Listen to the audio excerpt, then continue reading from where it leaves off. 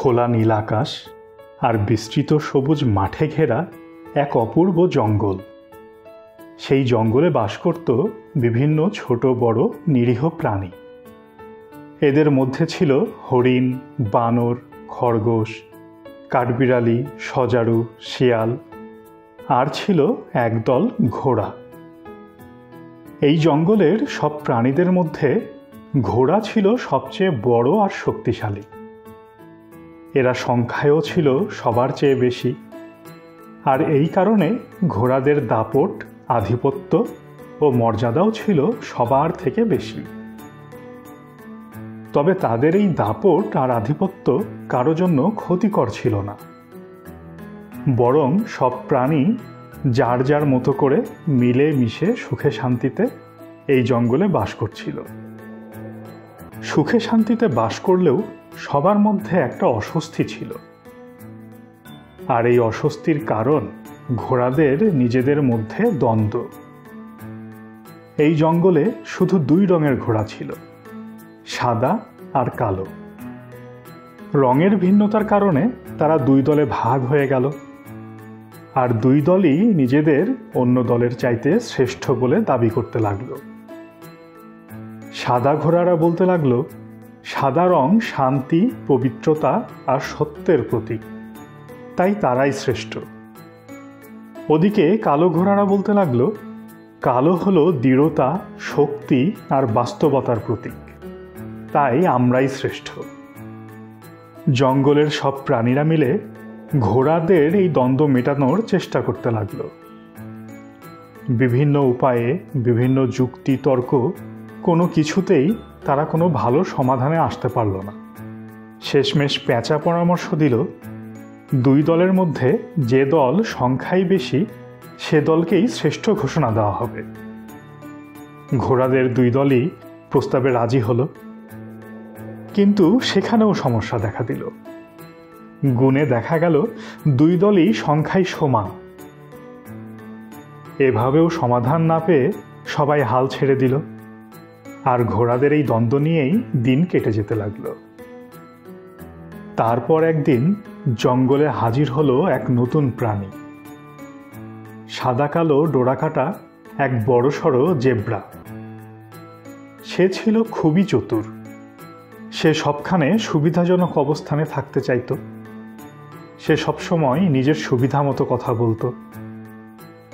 সে জঙ্গলে এসেই খোঁজখবর নিয়ে জানতে পারল যে ঘোড়ারা এই জঙ্গলের সবচেয়ে প্রভাবশালী, আর তাই সে অনেকটা ঘোড়ার মতো দেখতে এই সুবিধা নিয়ে নিজেকে ঘোড়া বলে পরিচয় দিতে লাগলো। একদিন সকালে একটা সাদা ঘোড়া জেব্রার কাছে এসে বলল, তোমার গায়ের ডোরাকাটা দেখে বুঝতে পারছি না তুমি আসলে কোন রঙের ঘোড়া। জেব্রা হেসে বলল, আমি তো তোমার মতোই সাদা।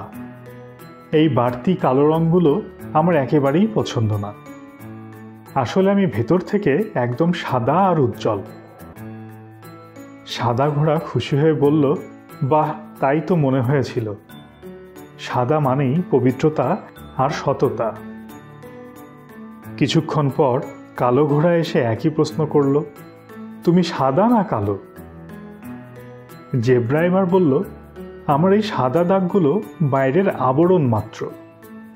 আমি তো তোমার মতোই দৃঢ়, শক্তিশালী ও গম্ভীর। কালো ঘোড়া বলল, বাহ, আমি তো এটাই ভেবেছিলাম। সাদা ও কালো ঘোড়া দুজনেই নিজেদের মতো খুশি হয়ে চলে গেল, আর নিজের পরিচয় লুকিয়ে দুদলকেই খুশি করতে পেরে জেব্রা তো নিজেকে খুবই বুদ্ধিমান ভাবতে লাগলো। আর এই সব কিছুই গাছের উপরে বসে লক্ষ্য করছিল এক বুদ্ধিমান বানর। জেব্রার এই আচরণ দেখে সে চিন্তায় পড়ে গেল। সাদা কালো রঙের সুবিধা নিয়ে সে যদি দুই দলেই এভাবে মিশতে থাকে তাহলে তো সমস্যা আরও জটিল হয়ে উঠবে। বানর তখন ব্যাপারটা পেঁচাকে জানালো, আর তারা দুজনে মিলে এটার সমাধানে একটা পরিকল্পনা করল। তারা আবার ঘোড়াদের দ্বন্দ্ব সমাধানে আলোচনার আয়োজন করল, আর সেখানে জেব্রাকেও উপস্থিত থাকতে অনুরোধ করল। পরদিন সব প্রাণী জড়ো হলো। পেঁচা তখন বলল, সাদা ঘোড়া আর কালো ঘোড়া সংখ্যায় সমান, তাই এই নতুন অতিথি সাদা কালো ঘোড়া যে দলে থাকবে সে দলই বিজয়ী হবে। সবাই তখন রাজি হয়ে জেব্রার দিকে তাকালো। জেব্রা তখন থতমত খেয়ে বলল, আমি সাদা, মানে না না আমি কালো, আসলে আমি দুটোই। এটা শুনে সাদা ঘোড়ারা চিৎকার করে বলল, তুমি না বলেছিলে তুমি সাদা? কালো ঘোড়াটা রেগে গিয়ে বলল, তুমি তো বলেছিলে তুমি আমাদের মতো কালো। জেব্রা তখন থমকে গেল, লজ্জায় আর ভয়ে শেষমেশ বলেই ফেলল, আমি আসলে ঘোড়াই না, আমি জেব্রা। তার কথা শুনে সবাই নীরব হয়ে গেল। জেব্রা তখন মাথা নিচু করে বলল, আমি ভুল করেছি, আমি চেয়েছিলাম সবাই আমাকে পছন্দ করুক, কিন্তু আমি বুঝতে পারিনি নিজের পরিচয় আর রং লুকিয়ে কেউ কখনো প্রকৃত বন্ধু হতে পারে না। তখন পেঁচা সবার উদ্দেশ্যে বলল, দেখো বন্ধুরা, সবার মন জুগিয়ে চলা মানে বুদ্ধিমত্তা নয়। জেব্রা যা করেছে তা কৌশল মনে হতে পারে, কিন্তু তা আসলে বিশ্বাসঘাতকতা। বুদ্ধিমত্তা হলো সত্য বলা, নিজের অবস্থান জানানো আর সবার বিশ্বাসযোগ্য হওয়া।